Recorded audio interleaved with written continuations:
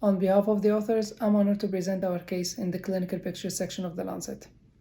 Our case is a 20-year-old daycare teacher who presented to our hospital reporting a 3-day history of generalized rash associated with fever and myalgia.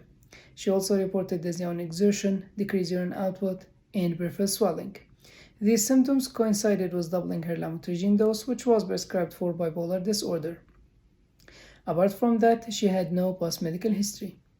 On examination, she was feverish with a temperature of 40.3 Celsius. She was bradycardic with heart rate of 42 beats per minute. She had erythematous maculopapular rash, which was more prominent on the trunk and extremities, with mucosal and genital sparing as highlighted in the figure. Hepatosplenomegaly and bilateral lower limb edema were also noted. Her electrocardiogram showed sinus bradycardia as shown in the figure. Laboratory workup showed leukocytosis with significant eosinophilia. ALT and AST were elevated, indicating transaminitis. Also, PON and creatinine were elevated, indicating acute kidney injury. Hepatitis and autoimmune panel came back negative. However, Monospot test and cytomegalovirus IgG antibody were positive. So based on this multisystemic affection, a diagnosis of Dress syndrome was made, and Ebstein-Barr virus infection was considered either reactivation of a latent infection or concomitant primary infection. Lamotrigine was stopped, and the patient was started on high-dose steroids with gradual improvement of her symptoms and renal functions.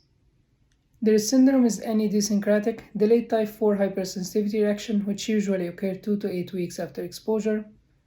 The proposed mechanism is reactivation of a latent herpes virus infection by these medications such as lamotrigine, which might result in cross-reaction between virus-specific T lymphocytes and these medications, resulting in severe multisystemic affection. In our case, the mechanism of Dress syndrome can be attributed to either concomitant lamotrigine use and primary Ebstein-Barr virus infection, or lamotrigine-induced Ebstein-Barr virus reactivation resulting in Dress syndrome. Either way, treatment is the same: cessation of the causative agent and high-dose steroids.